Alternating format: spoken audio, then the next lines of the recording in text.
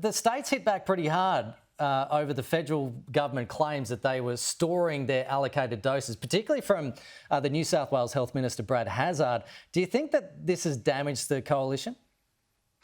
Well, I think that what we're seeing is a classic politicking between the state and the federal governments. They're constantly bickering over policy and over implementation and delivery of services. So it's a bit more of that. I think there are two key things here. The first is we've had a year to prepare for a vaccine rollout. We've had a year to get ready, and Australia has been lucky that we haven't had too many outbreaks of COVID to deal with. So it's a failure on the part of state and federal governments to properly prepare and then roll out the vaccine.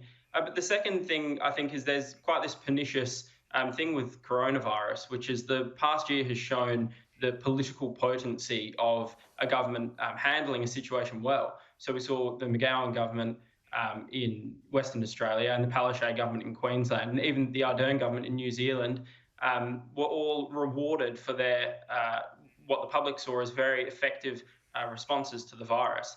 So I think there's a bit of a force at play here where the state governments want to take responsibility if the vaccine rollout goes well, but so do the federal politicians as well. That I don't think should be happening. We need the state and the federal governments to work together. We need to get the vaccines rolled out as quickly as possible so Australians can get back to normal. Richard, 4 million people were meant to be vaccinated by now. We've had still less than 1 million at this stage. Do you think that this is damaging the confidence in the rollout? I think it's damaging the confidence in the rollout, but more importantly than that, or as importantly that, it's destroying confidence amongst consumers and business owners. I mean, remember the whole point of the vaccine rollout was not just to keep us safe, and to be honest, our lockdowns and our border controls have done a good job of that. The real purpose of the rollout of the vaccine was to allow us to open up the economy. Now, you know, just in January this year, Scott Morrison was adamant that everyone would have their second vaccination by October. Now, you know, in a classic Scott Morrison moment, he's saying we all misunderstood him. He never meant that it'd be finished by October at all. We've got Greg Hunt saying we're accelerating really fast. Well, it's always easy to accelerate fast when you're going really slow. Anyone that's driven a car knows that. So the simple fact is the Prime Minister's got an answer for everything and a solution for nothing. He took responsibility for the rollout of the vaccine. It's clearly he made it a Commonwealth responsibility, and the fact that Gladys Berejiklian and the New South Wales government are being so critical of him shows this isn't about party politics. It's actually just about competence. All right, let's move on to the cabinet reshuffle. Cian, more women have been elevated to senior roles. How far do you think this will go to solve the coalition's apparent problem with women voters? I don't think it will do much to help them at all. Playing along with identity politics is never going to be a solution for the coalition. And I think that what became evident with the comments that Grace Tame made, the Australian of the Year, after Senator Amanda Stoker received a promotion, her comments were that it wasn't about Amanda Stoker being a woman and receiving a promotion, it was that she was a woman with the wrong views. So there's an argument that these women, they need to, one, be women, and two, have the right political views to satiate these demands. So I don't think going along with this is ever going to go well for the government. But Scott Morrison is now bleeding from wounds inflicted in a culture war that he's been insisting doesn't exist. And he also hasn't managed it that well. Richard, the Prime Minister has dubbed Marise Payne the Prime Minister for Women. What was your response to that move, and is she up to the task? Well, look, you know, I think most people just raise their eyebrows yet again. It was a slogan, not a solution. If she's the Prime Minister for women, does that really make him the Prime Minister for men? I mean, how ridiculous.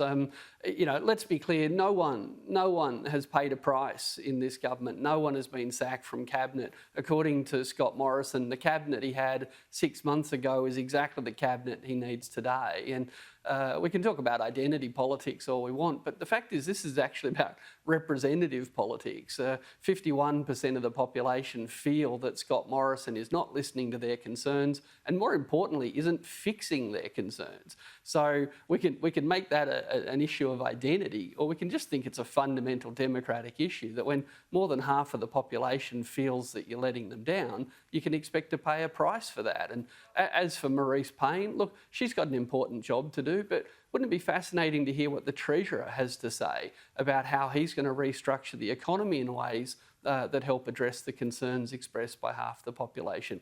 Wouldn't it be good to hear from the Finance Minister to hear how government's going to change the pattern of their spending to reflect these needs?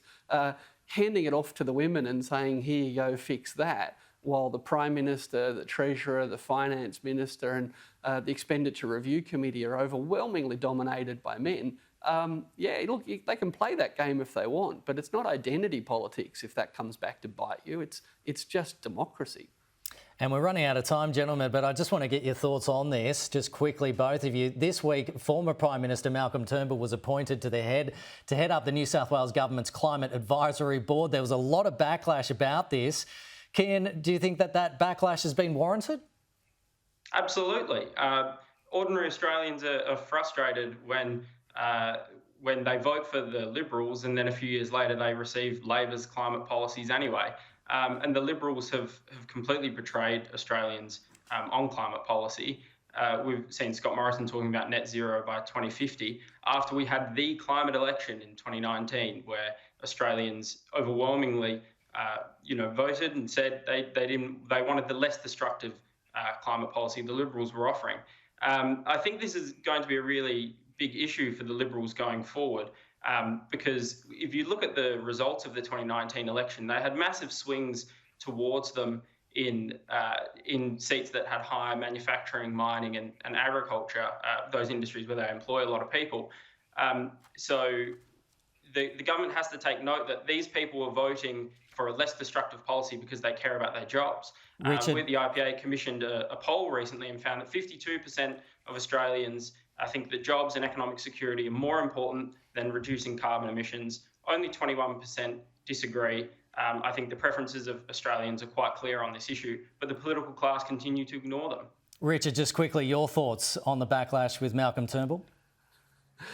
Look, I mean, Malcolm Turnbull had the audacity to state the obvious. He said that the Hunter Valley at the moment is full of mines that are running below capacity or have been completely mothballed. Let's be clear, existing coal workers in existing coal mines are underemployed, and there's these proposals to build enormous new coal mines right next door. If anyone wants to help existing coal workers in existing coal mines, the best thing to do is stop building new ones. I mean, would anyone think for a minute that building a new hotel in Cairns at the moment would help the distressed hotel industry in Cairns? Building new coal mines in the Hunter will actually harm the jobs and the job prospects of people who work in existing coal mines. The coal miners know that, but if the culture warriors want to play sport with it, then bring it on.